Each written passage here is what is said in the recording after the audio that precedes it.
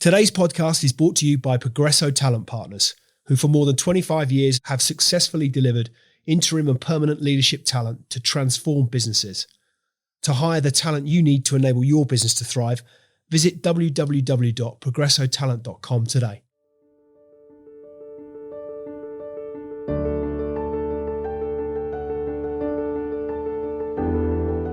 Darryl Edwards is a former investment banking technologist turned movement coach and author. He is the founder of the Primal Play Method and a physical activity, health and play researcher who advises on maintaining a healthy lifestyle amidst the epidemic of obesity and other chronic lifestyle diseases. He regularly presents as a keynote and motivational speaker at academic, clinical, health promotion and corporate events worldwide. Darryl's April 2019 TED Talk, Why Working Out Isn't Working Out, discussing the issues with physical inactivity and why most humans hate to exercise, has now been viewed over 1 million times. He is the author of the best-selling book Animal Moves, which highlights why humans should move like the animals we are. Inspired by the book's success, he launched a 30-day online course and created a range of fitness decks which have shipped to over 40 countries. In late 2020, he released a children's picture book called My First Animal Moves. His work has been published in leading national and international press, such as Men's Health, Women's Health, Top Santé, Elle Magazine, Men's Fitness and The Daily Telegraph, and featured in the BBC documentaries Eat to Live Forever and Doctor in the House. He has also appeared in the full-length documentaries Love Paleo and The Human Longevity Project. His work has been highlighted in the New York Times best-selling book Grit and Grace by one of the most successful music artists of all time, Tim McGraw, and in one of the UK's best-selling books of 2018, The Four-Pillar Plan by the UK's leading TV doctor, Rangan Chatterjee. So what's the story behind the story? Without further ado, let's get into it.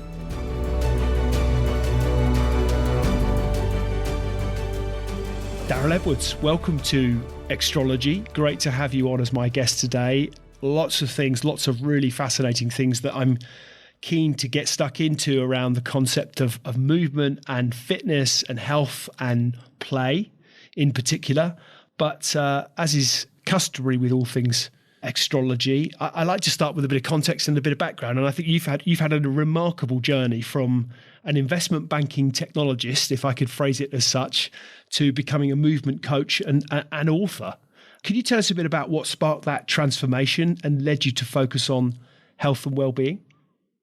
Yeah, so in my previous career, previous vocation working in investment banking technology, there were probably 2 or 3 features of that work environment. So one, it was extremely lucrative, without a doubt. You know, they got their pound of flesh for sure. Secondly, it was kind of devoid of any fun or joy. So that's a second aspect. We can talk about that later. And third, I was very sedentary. So I spent a significant amount of time at a desk in front of several screens, and then came home and would spend even more time at a screen working from home. So those were 3 of the features that were pretty much common throughout my entire career and were part of the reason for my about turn, so to speak, and looking for something else from life. And was there something, and randomly, I've just been having this conversation off screen about, I was given I think it was a Father's Day or a birthday present, and I can't remember what it would have been, at least 10 years ago, I suspect. But I was given a Fitbit, one of the very, very early Fitbits. And I realized as a consequence of having that on my wrist, just how sedentary my life was. I hadn't appreciated it until such times, and I'm quite obsessive around, it becomes almost like a game. It's like, I've only done so many steps today, I need to get to this number. But it took that kind of technological innovation and stark reality of the steps I was taking to make me make a change. Was there, but I suspect, given this would have been the noughties, something like that, when you work in investment banking? Yes. So pre-Fitbit, arguably, was there something that kind of gave you that realization just as to how sedentary you were? Yeah, so for me, the realization was actually having an annual MOT, a health MOT. and a health check. And my doctor said to me that I was pre-diabetic, pretty close to being full-blown type 2 diabetic. I had a really poor lipid profile, basically meaning I had high cholesterol and high elevated triglycerides, which are really harmful. And thirdly, I was dealing with stage 2 chronic hypertension, so high blood pressure. So I had this sort of like, trilogy of health concerns. And the only thing that I knew about my health state at that point in time was that exercise could help manage blood pressure. So my doctor said, you need to take statins for your cholesterol, you need to take beta blockers for your blood pressure, you need to take metformin to manage your blood sugars. And I was like, could I exercise to at least manage my blood pressure? Is it critical that I take the meds now? Do I have a bit of time? And my doctor agreed and said, look, let's give it 30 days or so, 1 or 2 months, and we can redo your bloods and see if that makes a difference. So fortunately, in my case, I was a fantastic responder to exercise. So the next set of bloods that I had, my blood pressure came down, my blood sugars came down, my cholesterol levels were normalizing. And so that was the point where I recognized that exercise, that movement could be medicine. Because my doctor said to me, well, I need to review this and have a look at some case studies and have a look at the research. And I was like, well, what do you mean research? Am I going to be a guinea pig? And he's like, no, there's some research out there around the benefits of physical activity and exercise, improving one's health, in a therapeutic way. So I was like, wow, this sounds really interesting. Can you send me that research? Haven't seen anything like it. Studying computer science at university, I had no idea there was this type of research out there. So that was a turning point of me recognizing the power of exercise and movement, not just aesthetically improving the way that I looked or for performance as an athlete, but all about improving my health and my health markers. So fortunately, that sort of 1 month to 2 month check-in of redoing the bloods and my doctor saying, hey, this is looking really good. You're definitely not taking any meds, are you? No. Just exercise, yes. Keep doing what you're doing. Let's have regular check-ins. And I remember saying to my doctor very early on, look, if any of this changes, if you tell me exercise isn't working, you need to be on the meds, I'll be there. Give me the prescription. But fortunately, I kept on going. It was, then every 3 months, then every 6 months, and annually, now every couple of years. And fortunately, those health markers remained the same, optimal in many cases. And I put that down to me transitioning from a sedentary lifestyle, which increases the risk of all of those issues, to becoming more active. So I found movement. I recognized that movement was medicine.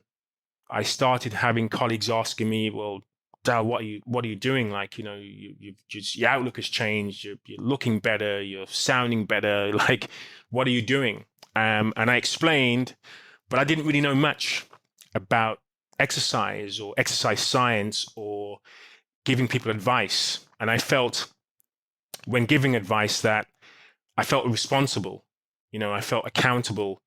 And without having any knowledge whatsoever, apart from what I was doing myself, I was like, you know what? I need to study this. I need to find out a little bit more about this so I can offer advice.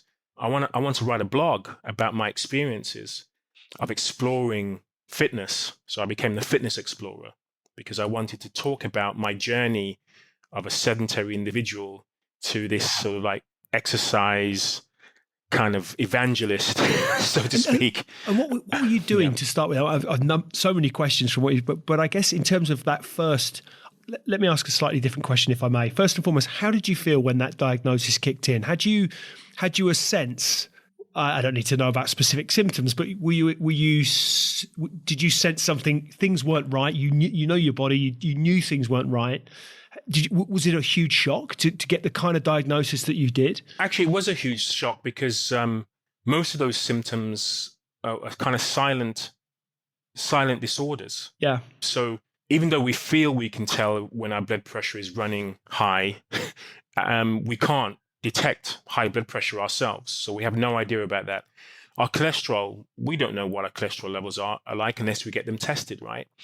And blood sugars, same with blood sugars, unless there's a very serious problem with blood sugars, you're going to have no idea. So I had no symptoms. I was just fortunate enough to have a very thorough annual health check. And I suppose what I recognized is the dangers of my lifestyle retrospectively. Yeah. It was like, oh, hold on a second. Yeah, I was sitting at my desk all day. I was getting a car into work sometimes. So I was sitting in a car at the desk. Somebody else would get the sandwiches for me. So I'm eating at my desk. The only time I would break from the desk was going to a meeting or going to the toilet. And that would basically be it. And when I got home, I'd be so shattered from the day at work. All I can think of is just sitting down, watching TV, or probably continuing to work for most occasions. So I didn't feel, I was relatively young, in my mid-30s. I was going to say, for context, what sort of age? Because I think a lot of people might imagine that these are conditions that diagnosed at perhaps later stages or older in it, but you look fabulously fit and fabulously well, but you're a young man, right? Yeah. So I was in my mid-30s. I'm now in my early 50s. So at the time, I remember saying, wonderful age. It is. It sure is. I'd love to say it gets easier, but no, it is wonderful. Got to be grateful for whatever life gives you at whatever stage in life. But yeah, I remember thinking, I'm too young to be dealing with these conditions, to be like, surely. But at the same time, there were people just a few years older than I, sort of early 40s, who were having heart attacks, who were having strokes. So my colleagues, people who appeared to be healthy on the outside. So even myself, if you looked at me from the outside, you would have said I was a young, fit, healthy individual. But on the inside, there was lots happening that I had no idea. But fortunately, there was a lot of power in this shift in lifestyle. So I still continued to work long hours, but I was less sedentary. I booked gym sessions. So I was going to say, what did you do? That exercise to which you referred, do you remember? Let me ask, had you played sport as a kid? Had you kind of, were you a kid that spent hours kicking the ball around in a field? Or was that was inherently within you somewhere? Yeah, I suppose, and again, that leads to why active play is such a big part of my life, is because of my experiences as a kid. But in terms of exercise, I was kind of a jack of all trades. So, I just about scraped into the basketball team at school only because I was pretty tall. That was about it. I wasn't very talented at anything. But I enjoyed playing lots of sports, lots of activities. But I didn't enjoy the training, so I kind of enjoyed the playing. I didn't enjoy the training and the working on technique, and that wasn't something that I enjoyed. And also I realized I was also not that physically gifted compared to many of my peers who just seemed to have all of the qualities to make them athletic, right? So I was a bit of a geek. I loved computers. Even whilst at school, I was like, yeah, I'm a geek before geeks even existed. That's who I am. So pretty much as soon as I went to college, I was no longer active. At university, was no longer active. I was, on a computer. Started working, same. I just stopped being active. And once I considered exercise, I started just buying, the men's health magazines, exercise magazines, tried to do some of those programs, weren't that exciting. I just envied the people on the front cover and questioned why I didn't look like that after 28 days. That's what I was promised when I bought the magazine. It's not working out. Somebody sent to me a video of the movie 300. Yeah, okay. Gerard Butler. Gerard Butler, yeah. But it was actually not the film itself. It was the workout program. Oh, so okay. it was pre-production So you get to look like a Spartan in 5 days or whatever. It might the promise might have been. The promise, yeah. But at that point, there was no promise. It was just a video of the director talking about the importance of engaging in the right trainers to get their stuntmen and actors to look as if functionally perform on screen as if they were fighters. And that messaging sold fitness to me. I was like, actually, it's about my ability to move in particular ways and for my body to be able to perform functional movement patterns. So that's what sold it to me. It wasn't the kind of 8-pack abs that was all over the movie posters. But I saw this training program and I was like, I want to train that way. And it was basically, a kind of a precursor to CrossFit. So some Olympic lifting, some gymnastics. One of the first videos I saw was them bear crawling. I was like, what are these men crawling on the ground? This looks crazy. I was like, but I want to do it. So I started crawling on the ground. I started using kettlebells and lifting heavy and doing high intensity interval training.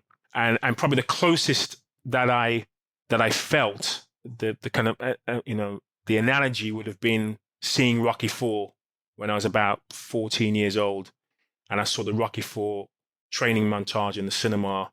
In the mountains, was it? In the mountains, yeah, it was in the mountains, and like he was lifting rocks and logs, and there was this basically contrast between Ivan Drago, who was training with the latest technology and getting juiced up with steroids and all that sort of stuff, and then you had Rocky with pretty much no training equipment apart from what was out in nature, pushing cars out of ditches, and it brought me back kind of to that, thinking about, wow, I want to be more natural when I trained. So I spent a bit of time thinking about movement in that way, being generally prepared for anything, improving my health first and foremost, and improving my level of fitness.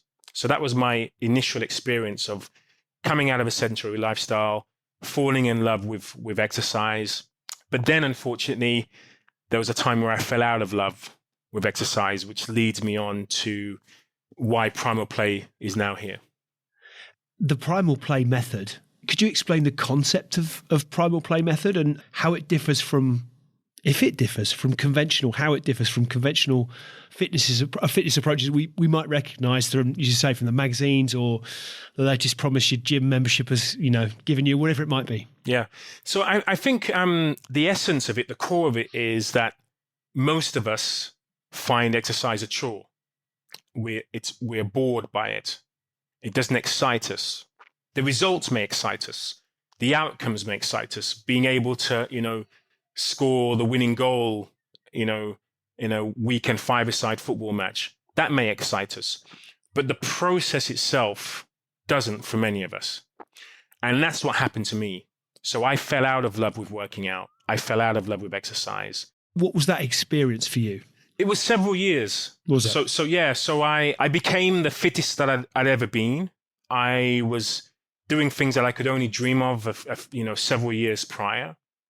But once I kind of achieved those goals, and once you kind of peak, it's like, well, where else do I go? I don't want to punish myself anymore to receive the benefits of physical fitness. Like I want some joy, and I recognize that I just tried to convince myself. I tried to force myself to love exercise and to be self-disciplined around exercise, and I recognized that wasn't actually really me. I was kidding myself for years. I wanted to be that person who could get up at 4 or 5 in the morning and be like, oh, I just want to go out for a run for 10 miles and love it. And, come back and cook the best, most nutritious breakfast and love it, and be physically active throughout the day and love it all. But I didn't. It was kind of pain, grimace. Oh, this again. Why am I doing this? There wasn't any joy. So even though I achieved the health benefits, even though I felt as if I'd had this really great love affair with exercise, I fell out of love relatively quickly. And is there some, and you have to excuse me my distinct lack of knowledge from a scientific perspective, but is there some sort of physiological, biological impact in the body whereby the level of endorphins that are released, that initially you get that kind of spike, if you like, that high from exercise, does the body start to adjust and adapt and kind of go, so this is just the normal, I'm used to these endorphins now, so you don't get those same, is that true? Am I making an assumption that is wildly out of kilter? To be honest, that's a very good point. So we know that physical activity does release many feel-good hormones. Endorphins are one of them. Right. And so endorphins are like a natural pain killer, like a natural analgesic. It helps relieve us of physical pain. It helps relieve us of mental pain and trauma. It's fantastic what it does for the body. And so it's known as the runner's high, right? You go for a run, at the end of the run, you're like, whoa, there's this euphoria that comes.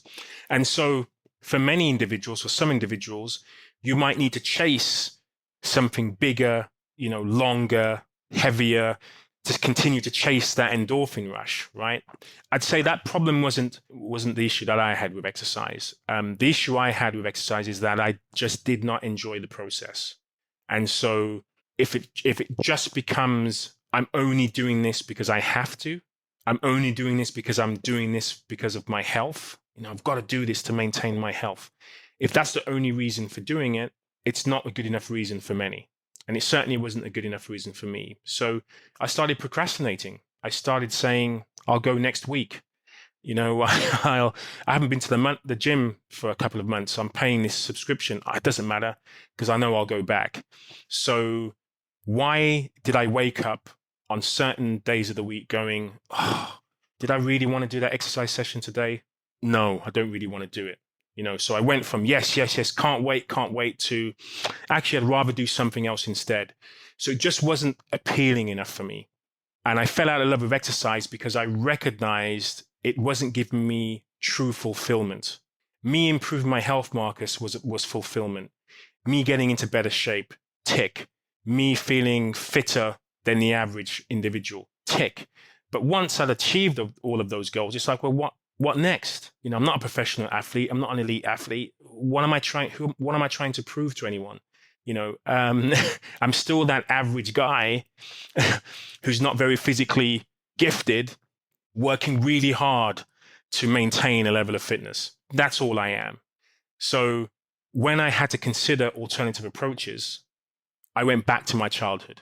So I was like, Darryl, I asked myself the question, like, Darryl, when did you last really enjoy movement, right? And so the first example was going to nightclubs and dancing all night. I'm like, yeah, I could dance for hours, rarely got tired. Give me another drink, go, so that was one, music, really good music, dancing, that was really good aspects of movement. Then it was like, where else did it happen? Occasionally playing sport, occasionally. But then, then there's injuries to contend with. Then there's finding people to play that sport with. Then it's like, are you good enough to do this? Not really. So I went back. And then when I went back in time, it was long, hot summer days, playing outside with my friends. You couldn't wait to get outside. It was like, if you're told to come indoors to eat, have something to eat, you're like, oh, I can't just wait to stuff this down my face so I can get back outside again.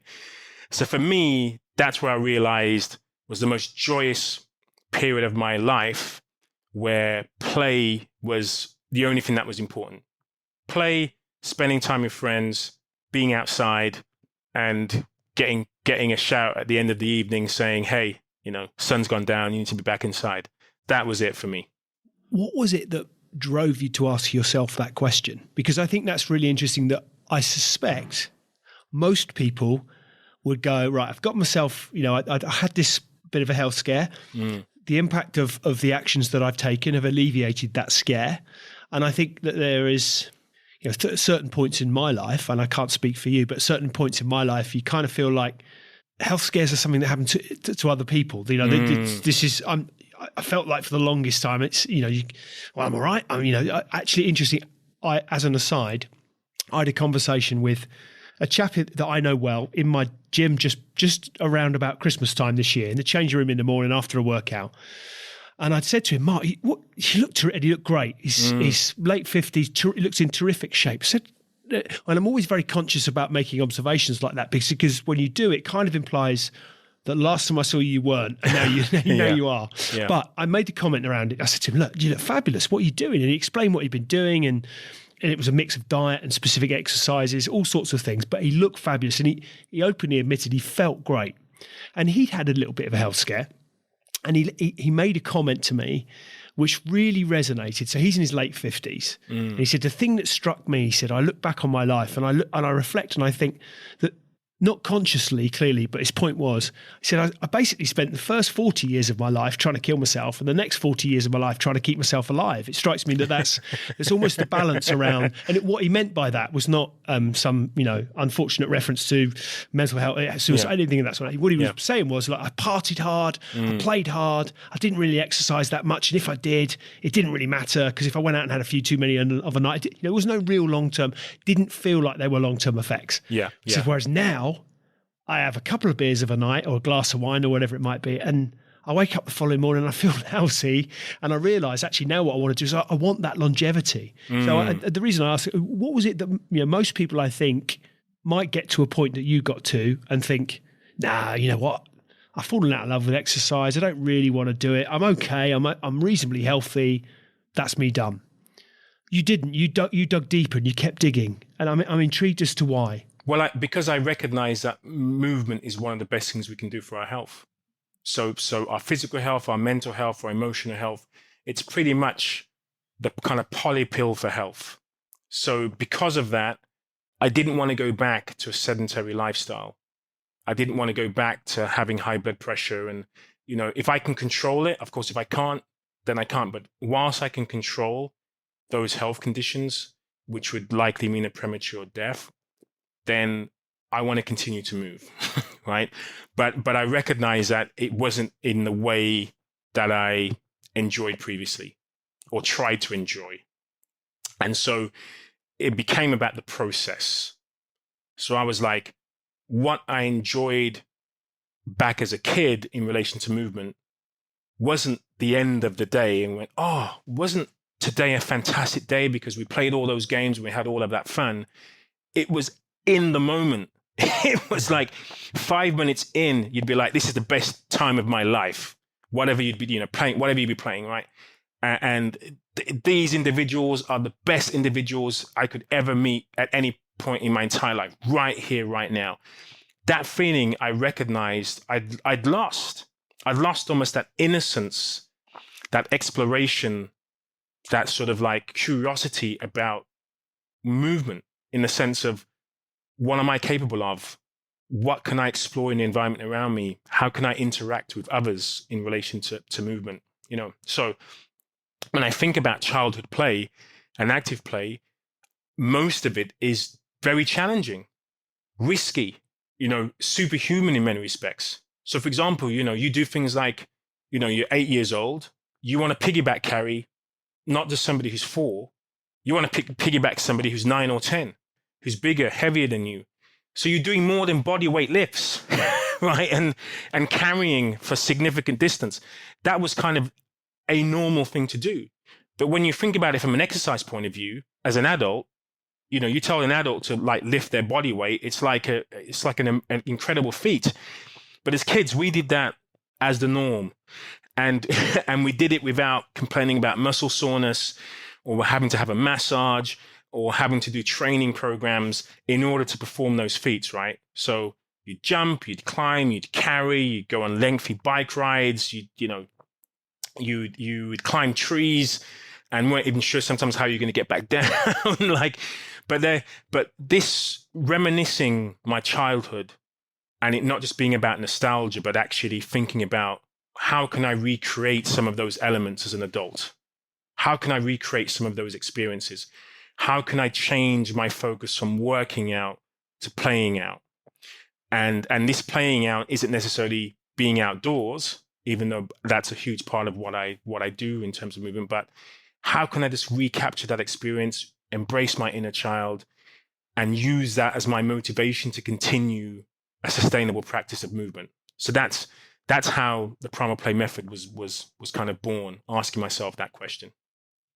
All of which strikes me, the word that springs to mind when you talk about that childhood experience is joy. And I think there's some research that evidences that how many times a day a kid laughs or smiles. It's something like 300 times or 500. I think it's 300 times. Yeah. And an adult, it's 6, Wow. something like that. Yeah. So I'm intrigued to understand. So at what point do we stop laughing, really? And experiencing joy in the same way, and why? What is it that starts? So similar thought process goes to my mind from a movement perspective. You're absolutely, I totally recognise what you're talking about, and see that in my own childhood.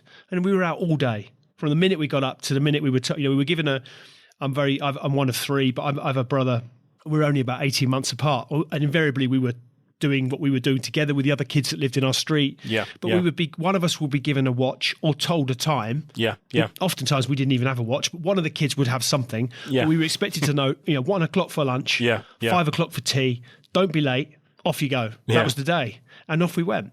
And I'm wondering at what point and why those things start to change, start to shift, and we start to become very much more conscious about how we're moving, why we're moving, how we're perceived by others as to how we're moving. There's all sorts of things, dynamics at play going through my mind as to what it is that causes that shift, that, to your point, we stop climbing trees and we stop playing. I mean, we just stop playing. So part of it is becoming an adult and societal conventions. So society dictates that adults play differently to children. And adult play is things like gambling, partying, drinking hard, playing poker, right? Arguably not healthy pursuits. Arguably not healthy pursuits, right? So I think there's a shift in what we deem to be playful as adults, which in some respects are very forced. It's like, okay, I want to have a good night tonight. I'm going to get hammered to make sure that happens. So the experience itself isn't good enough. We need that sort of additional lubricant to make it a good time. Whereas when you're a kid, the experience of doing what you're doing is what makes it good enough and joyful enough. You don't need these added extras. So as adults, we just have far more choice to be able to say, oh, no, I'm going to have a great weekend. I'm going to go to Vegas for 3 nights. That's what's going to be incredible. I've got to take myself away, go to a place where the environment is set up in a way which I feel is going to be like incredible for me and joyful for me. And then I come back and go, that was a great time. So for me, making that transition to thinking about active play as an adult is, as I said, was trying to recreate some of those experiences and not necessarily playing exactly the same games or doing exactly the same as I did as a kid, which isn't necessarily possible, but thinking about how I could model some of those childlike behaviors. How could I repeat some of those experiences?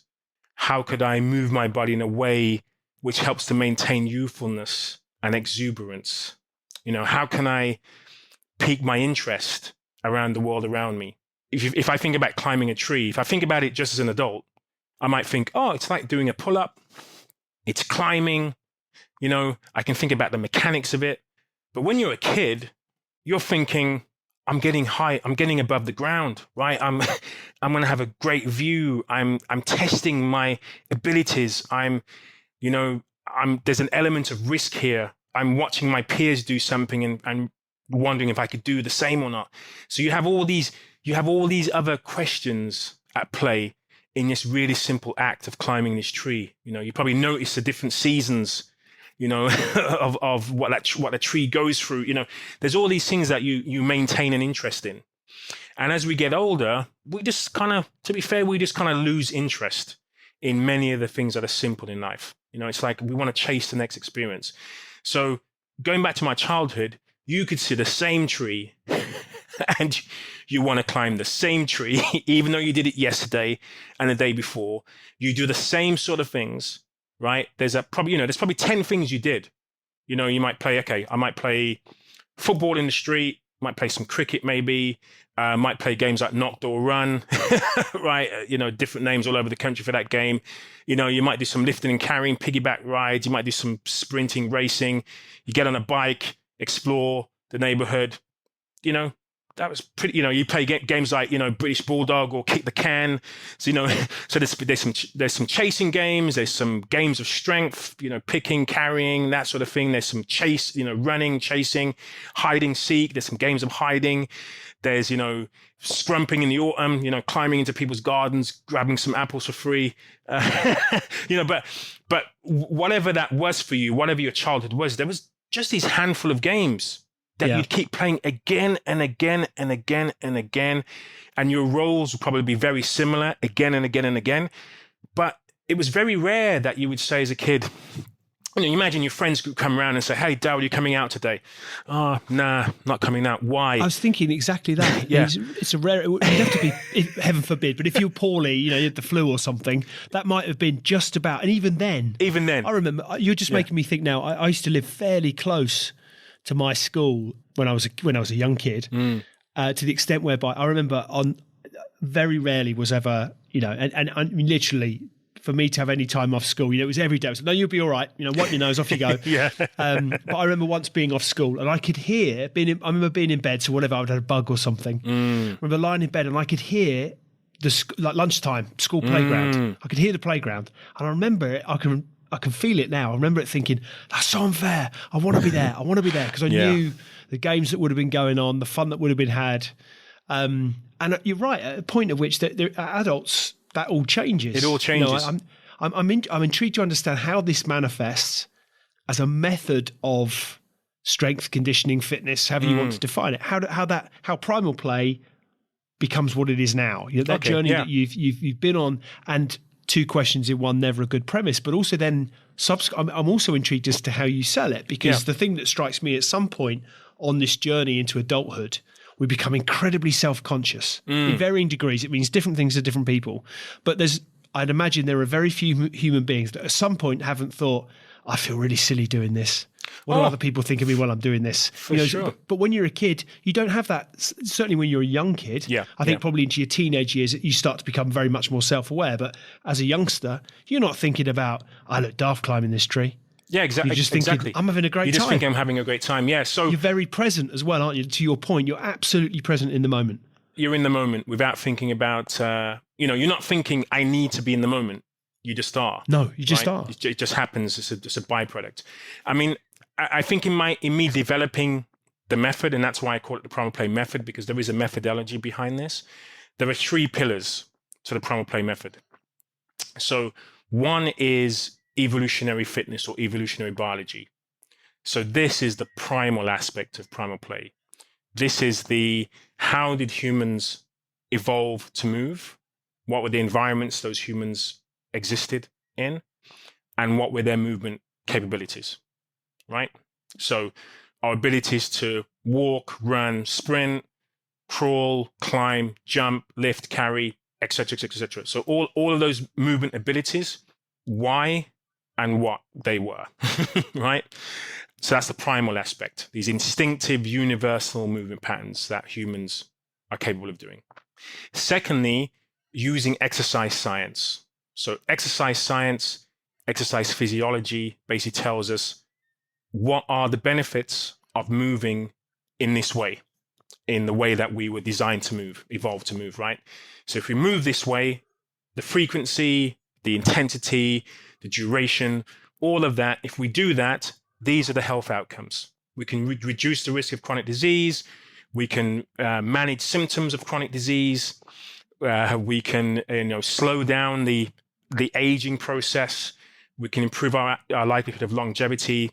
We can improve our mental health. We can improve our emotional health. We can reduce the risk of cognitive decline, Alzheimer's, dementia. So there's a whole, Bible of research around the benefits of physical activity for health, right? So those are 2 of those pillars: evolution, modern exercise science. The last pillar, which is the play, is play psychology. So how can I take this, what humans are designed to do, with this, what we need to do now in the 21st century to adapt to sedentary kind of environments? How can I make that palatable? How can I make it interesting? How can I make somebody want to do this again and again and again? And so I use play psychology. So play psychology is basically how we respond to playful behavior. And that playful behavior has a kind of intrinsic value around motivation and sustainability, where you don't really care. Of course, there's always going to be times you care about what other people think and say about your behavior. But in many respects, there's this, you're driven by this pursuit of joy, of pleasure. And this joy and pleasure is one of kind of ludic quality, of playful quality. And so active play gives you the benefit of both worlds, of this kind of like, yeah, I'm getting stuff done. So I do want, I don't just want to roll down a hill or blow up balloons and say, hey, I'm playing. Because if I do so, I'm not going to improve my strength, right? I'm not going to get my cardiovascular kind of aerobic fitness from doing activities like that. I want to be pushing, working hard through playing hard. So I want to get all of those fitness benefits, but through play. But in doing so, I'm enjoying the process. So I'm like, this is incredible. This is amazing. Doesn't mean it's easy.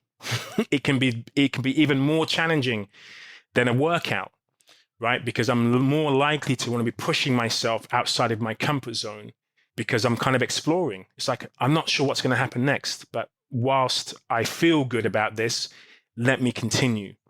Rather than me thinking, right, I have my goals, I have my set objectives, I know what to expect, I'd increase this by X number of reps, X percentage of weight, X percentage of time, and be very kind of scientific about it. So that kind of explains the difference between a workout mentality and a play out mentality, which is taking opportunities for movement wherever you are, whoever you're with, whatever environment exists, whatever you have available to you, you can think about playing out, right? So I'll give you some practical examples of that.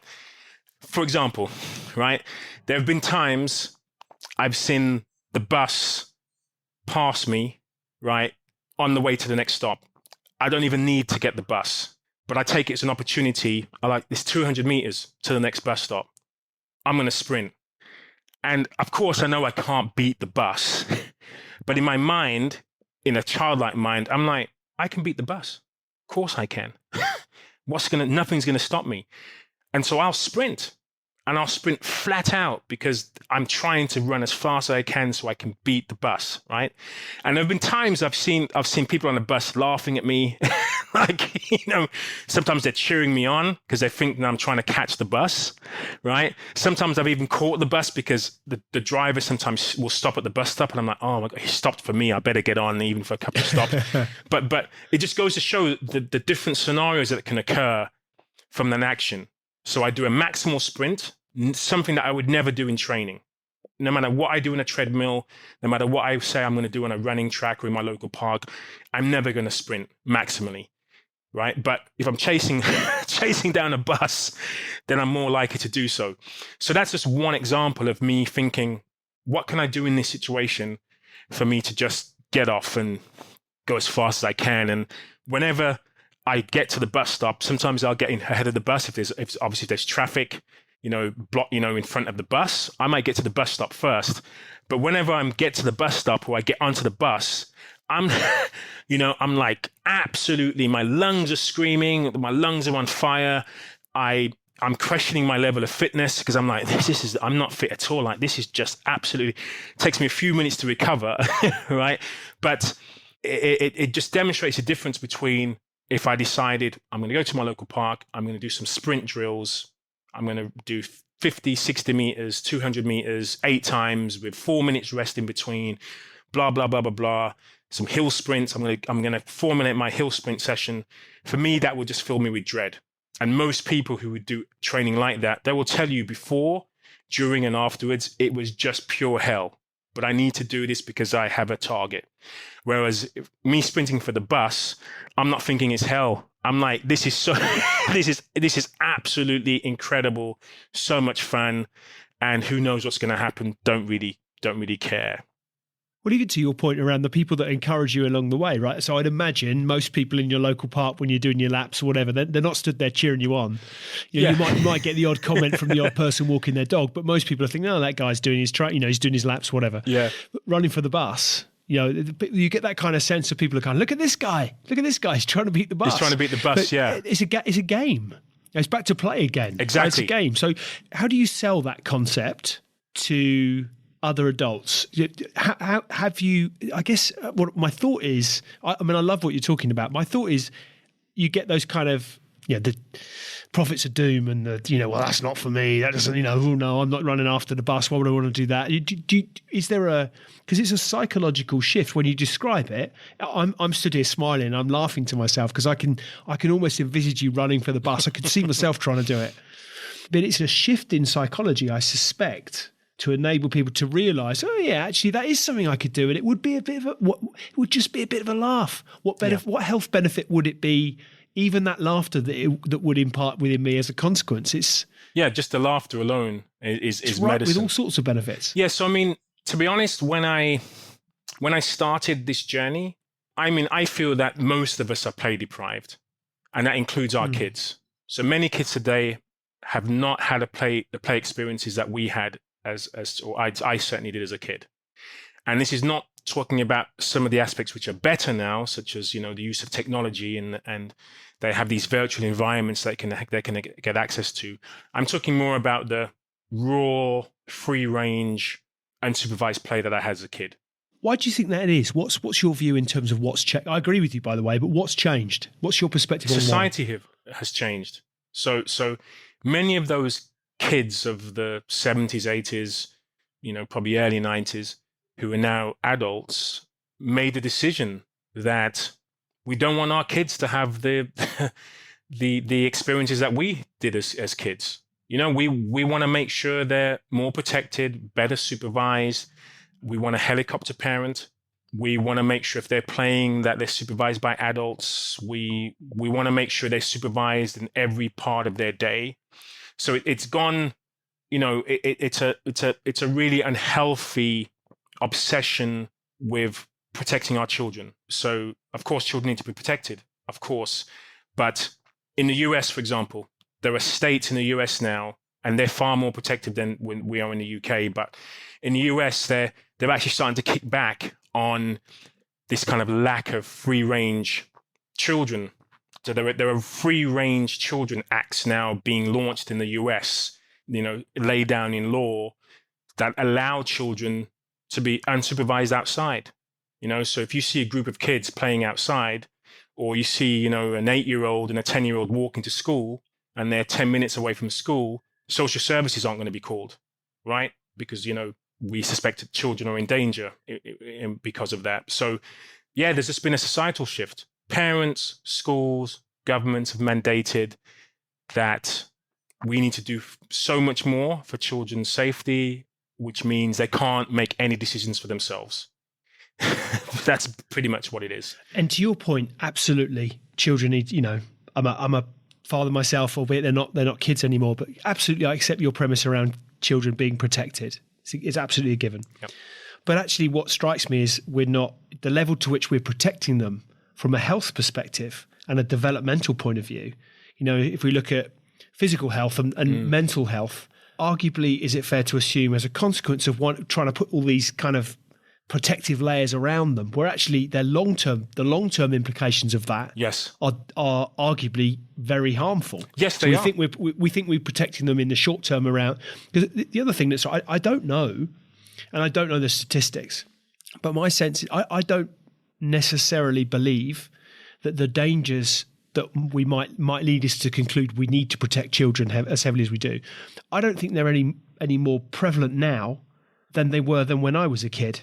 Agreed. I suspect we live in a world whereby our awareness and and this isn't me doing the media down, but the reporting of those sorts of things are far more prevalent now. So we're arguably, are we better informed? Yes. Far more aware. I don't know that the level of danger has increased. I just think we're more aware of it. Yeah, we're more aware. We're more conscious of it, perhaps. We're more conscious. We have a greater appetite for it.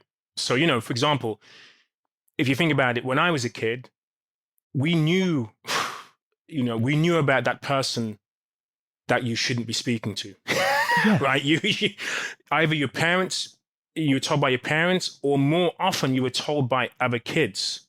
Yeah. And you wouldn't even understand why that was a danger, right? Because you didn't understand many of the things that was happening in the world, but you knew that person don't speak to you. You knew not to go into a stranger's car. You knew not to take don't talk to strangers. Right? That was a given. Yeah. Like, you just don't talk to strangers. Right. So I feel that with this extra level of protection that exists now, arguably we have worse mental health in children, right? We have more bullying, more severe forms of bullying, especially via social media. We have more issues with mental health and depression, anxiety. We have more issues around emotional health and stunted emotional development than ever before. So with all of the advances that have come into the 21st century, in some respects, many aspects of childhood development are stunted. And this isn't just, I would love to say this is just about everything was great when I was a kid. It wasn't for sure. There are many things that, I mean, I remember a time when we didn't used to have to wear seatbelts, for example, in cars. Yeah. Right. Yeah, similarly. Right. So of course, this isn't just about everything being better back in the old days. This is about where we have made decisions for our kids that initially probably were very beneficial, but have just snowballed to, I mean, I heard of an expression recently about helicopter parenting is not the latest expression. It's now moved on to bulldozer parenting. So helicopter parenting is just, I just want to see, I always want to know what my kids are doing. I want to be just there all the time for them. And bulldozer parenting is like, I want to remove every single harm that could ever exist, any option to be told no, any disappointment. I just want to remove any pain that could possibly exist in a child's life. And I'm going to be there at every step of the way. And so all that's happened is we've increased the level of anxiety in kids. We've increased the amount of mental health issues. Kids are not having these joyful experiences that many of us had as kids. They're far more materialistic now. They're babysat by technology and there's more screen time. So that's something I could talk about for days, but there's a downside to the level of technology integration in our lives, especially in relation to our kids, because even for myself as an adult, I had a significant period of time before technology and afterwards. I can better regulate its use. But for kids who are pretty much spoon-fed, breastfed with technology, right? They don't have a before and after for reference. Yeah. So, it leads to a more sedentary lifestyle. It leads to, food choices being much more of a convenient nature. Many children, in terms of physical, let's talk about some of the stats, actually, some of the science. The slowest kids of 1975 in a 1 mile race in comparison with 2008 kids. So 2008 kids, the slowest kids of 1975 would be the fastest peer group in 2008. No. Yes. Yeah. So if you think about that in the context of athletics, for example, if we look at the way that the men's 100-meter record has evolved in that period. Yes. So my first thought is we've all gotten more. We've gotten faster. I mean, the evidence at a peak performance level would evidence we're getting faster. Yes. We're jumping further. We're jumping higher. We're swimming faster. Whatever it may be. But from in terms of children, that we're regressing. We're going backwards. Yeah. That doesn't strike me as consistent with evolution, right? It doesn't, because we that gap. It's a bit like the wealth gap, right? So the health gap, the fitness gap, the mental health gap, that's just increasing. So you have those who are at the top, who, as you say, the elites, keep on getting better, faster. Yeah. They have the right training, right motivation, right running shoes, blah, blah, blah. They're doing really well. But for the average Joe or Jane, they're struggling. Is that true globally? Is that a UK issue? Is it a European issue? Is it a Western world issue? Is it something that you're seeing from your experience? You're seeing that all over the place. Yeah, I mean, it's certainly a global issue. 80% of children globally don't meet the recommendations for physical activity for health. 80%? 80%, yeah. So that's 60 minutes. That's 60 minutes a day.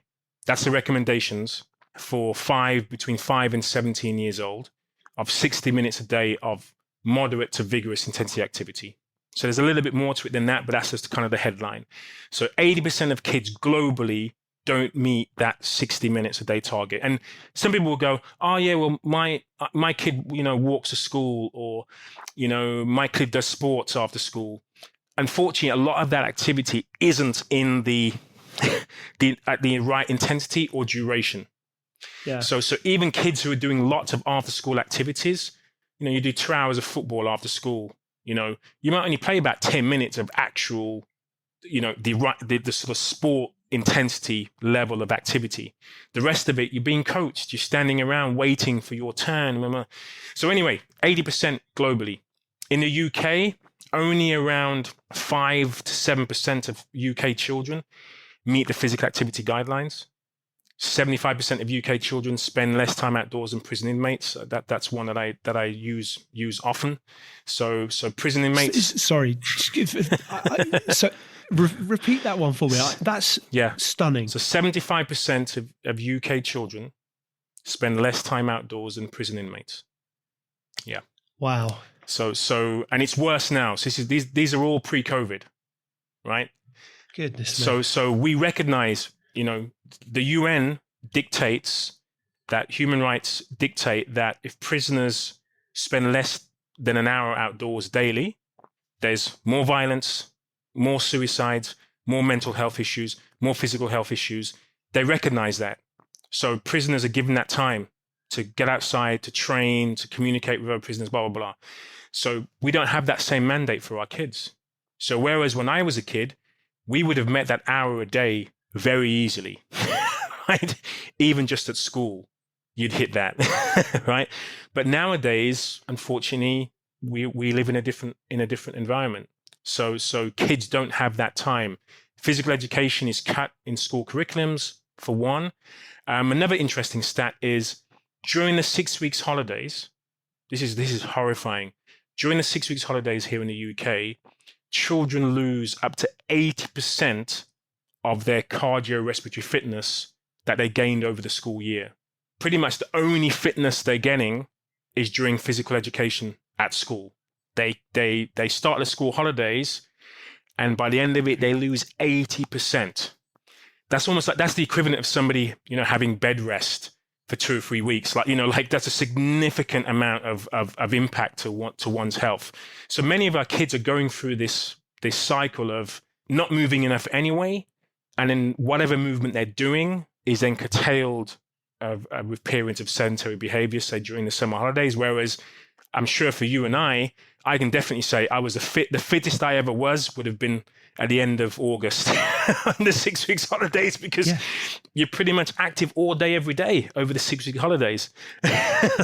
So yeah, there were lots of these stats that I hold near and dear to myself, because it's a travesty, not only what we're doing to our kids, but what many adults are experiencing because of a sedentary environment. So yeah, I'm going to ask you the $1 million question. I had so many questions around you, but this is fascinating, and your passion and knowledge is infectious and inspiring in equal measure, and frightening in the nicest possible way. I know that's not your intention, but the statistics themselves are alarming. What's the answer? I mean, I guess that's the $1 million question. There's no magic answer to this, is that there's no one solution, I suspect. Yeah. But what would you do you're clearly making tremendous efforts through books and Primal Play and TED Talks and all the wonderful, constantly putting out this message and doing a wonderful job at doing it. Thank you. But, one man on his own, this is a big issue. Oh, yeah. What do we do to solve it? I think we need to take a step back and enable some of the conditions that existed even a generation ago, 2 generations ago, in relation to free range kids, to more active commuting on the way to school. For example, that would be a great change. So there needs to be some individual changes. Parents certainly need to be involved with making a lot of those changes, but society at large, that's really where we need the biggest cultural shift to make it acceptable to have safe spaces for our kids. So kids should be able to go outside in their neighborhood, in their street, and play without the fear of anything bad happening to them. They should. We've got to the stage now where we go, no, that's just not possible. I fear I can only let my kids play in my back garden whilst I'm in the kitchen watching them.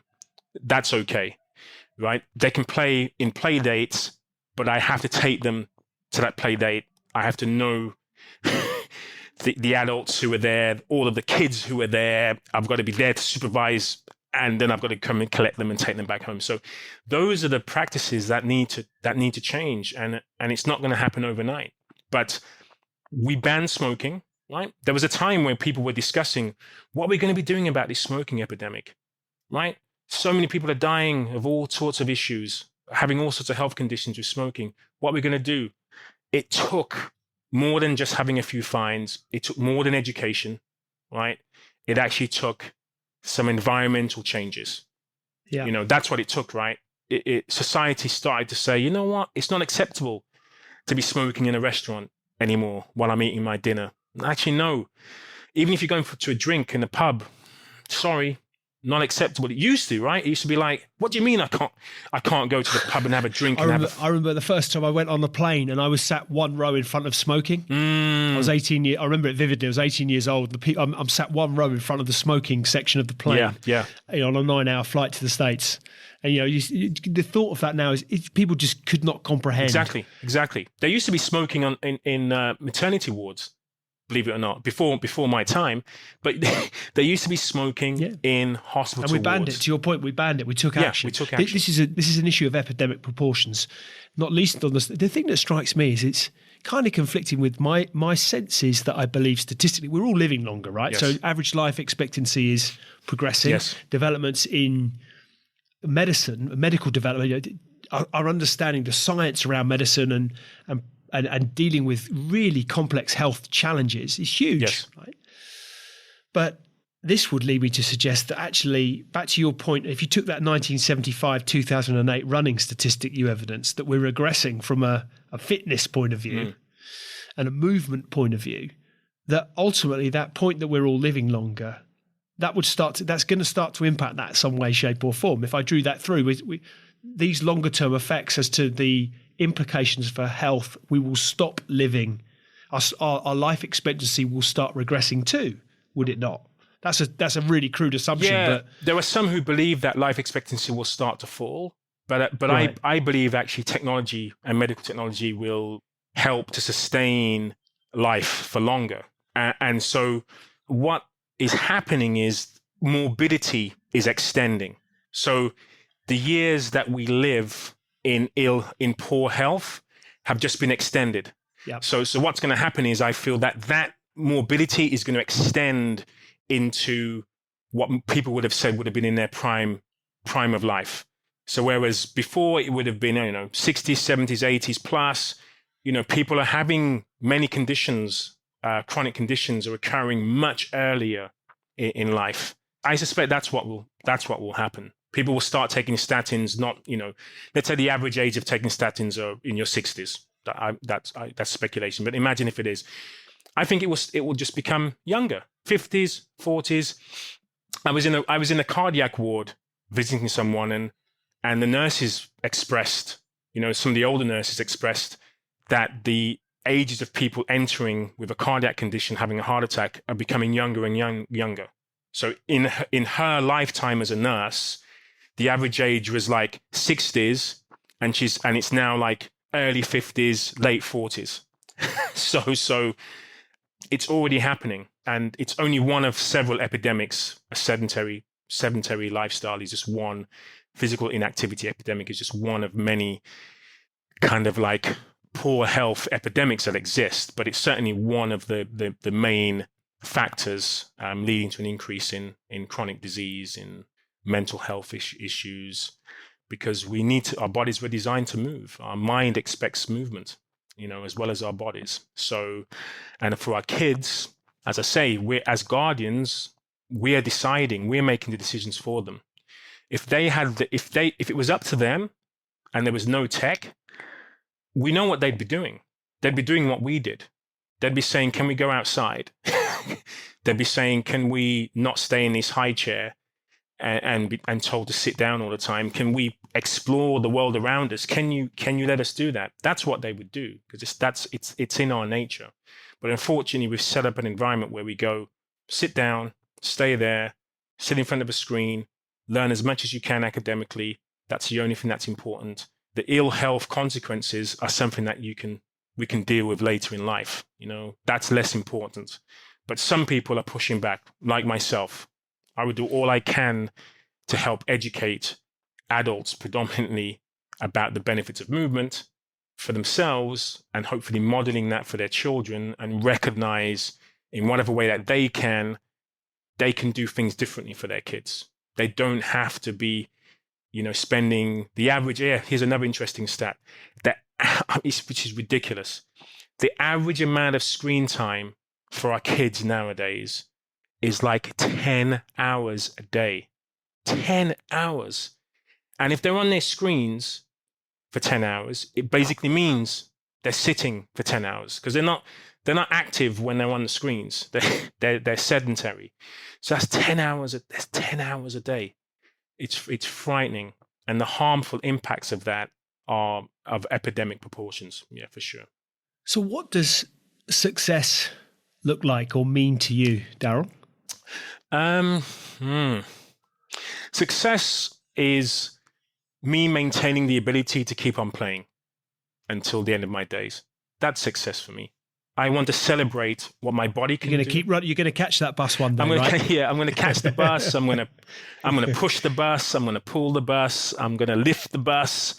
I'm going to leap over it. But in all seriousness, it's trying to maintain joy in whatever pursuit there is for me. So in the Primal Play method, I have this playful pursuit in relation to physical activity, which I take part in every day, which is what I coach my clients in, which is what my website and my education in terms of my books and so on, that's in my products, that's all there. But it's rippled out into me staying on the playful path in other areas, because I recognize there's a part of me which has been caged for a really long time, which I had in my childhood, which I had glimpses of in my adulthood, usually after a drink, of being funny, of being jovial, of being like nice to be around. I can harness that and use that without alcohol now, right? I can say to myself, I can give myself permission to be okay with the way that I truly am naturally. And just one last reference to going back to investment banking tech. I remember once being called into the office by the director, a colleague and I, being hauled in, absolutely just given it every curse word you can imagine under the sun, almost being fired because we were laughing at the water cooler. And basically some of our colleagues complained that we were making too much noise, having a great time laughing, and shouldn't we be there for work? And so every morning, that was pretty much the only joyful part of my day, was 5 minutes at the water cooler, having a chat about whatever, taking the mick out of whoever we wanted to take the mick out of between ourselves. And we got hauled in, and it was just like, you're not here to laugh. You're not here to be smiling. You're here to be helping the bank to make lots of money. And I was like, wow, those were the conditions that I was working in every single day, where I was like becoming more and more serious, more and more self-important. And then you realize as you go on through life, when I want people to think of me, who's going to be saying, oh yeah, Darryl, that great investment technology banking guy, right? That's who's going to be thinking that? Hopefully they will say, remember those experiences we had with Darryl, right? With active play, playing outside, at a party we were at, his great storytelling, or whatever it may be, spending time, having experiences. That for me is success. Because, we've sometimes believed that money will buy many of those things, but actually it's what's within you which determines how valuable experiences are. And so when I go back to childhood, where we had pretty much nothing, right? We were very, very, very low income household, but the amount of fun that we had, there was an there was an excess of fun. It was just everywhere, and it was shared with the community that I was in, and with my cousins and extended family. That's how it was for me as a kid. But unfortunately, you go a generation or two, and you realize much of that joy has been suppressed. So yeah, long-winded answer, but that for me is my definition of success.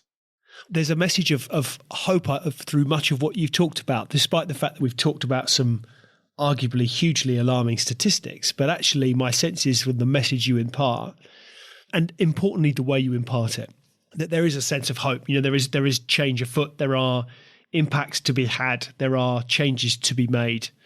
And it's never too late with these things. I'm a great believer in the human will prevail. Yes. What excites you about the future? What is it?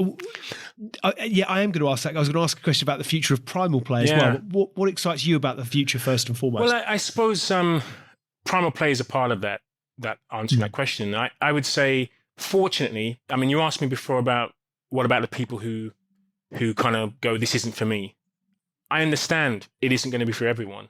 But for those who are touched by this message, for those who go, aha, like get an aha moment, those are the people that I'm keen on reaching out to.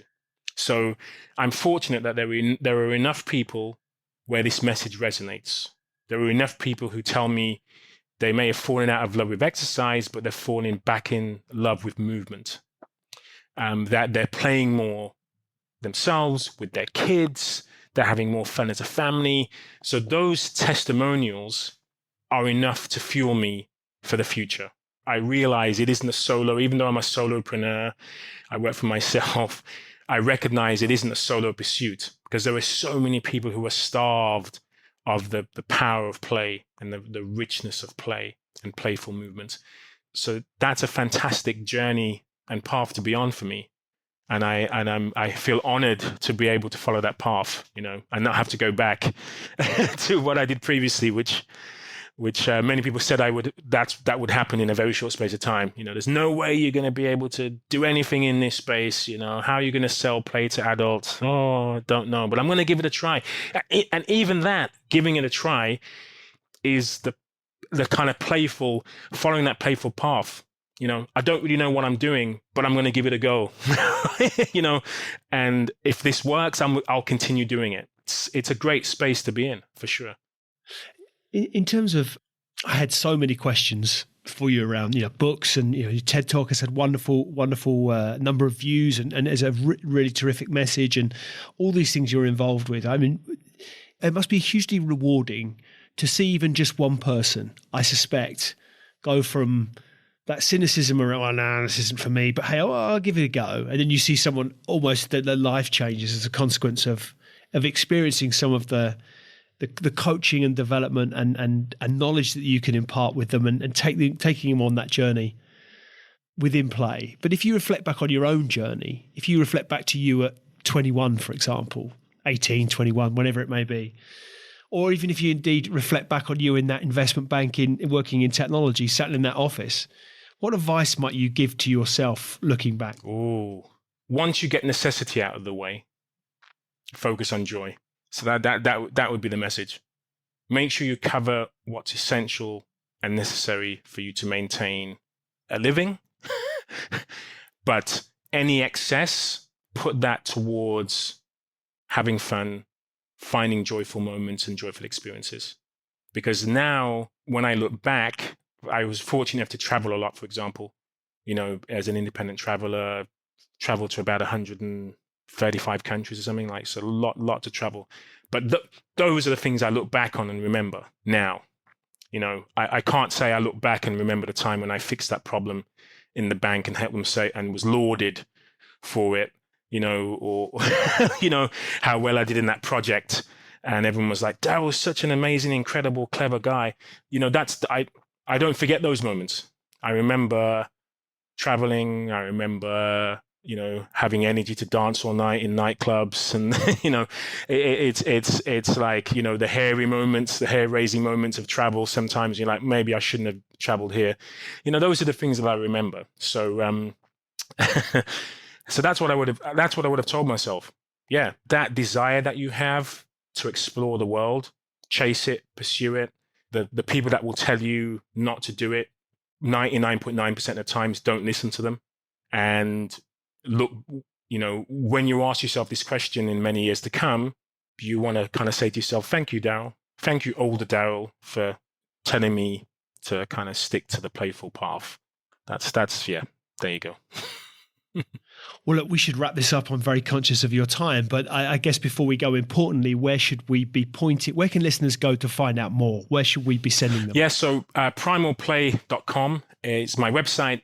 It has a blog. It has lots of research, lots of videos, lots of free content, ebooks and the like, talking about the importance of play, how to move like the animals we are. I have my last book for adults was called Animal Moves. And I also have a children's picture book called My First Animal Moves. So both Amazon bestsellers, but you can buy them in other bookshops, not just Amazon, if you choose.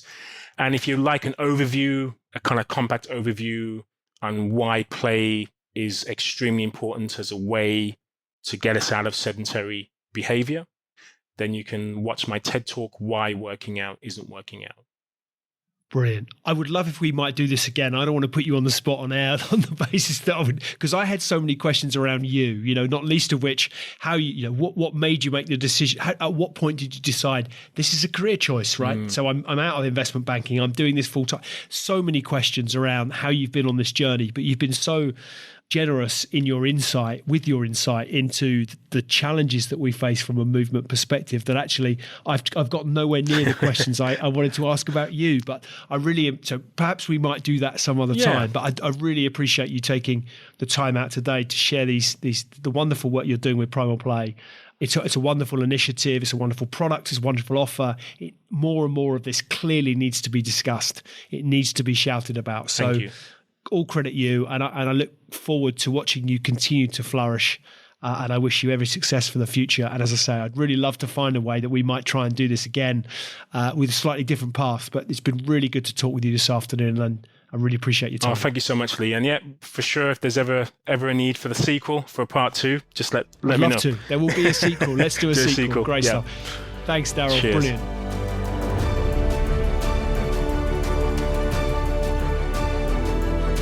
Hi, ladies and gentlemen. Thank you for listening to today's Extrology podcast. I really appreciate your audience and ears. If you've enjoyed it, then why not hop onto iTunes and give us a review? I'd really appreciate anything that you might have to say. Any feedback always gratefully received, and look forward to hosting you next time. See you soon.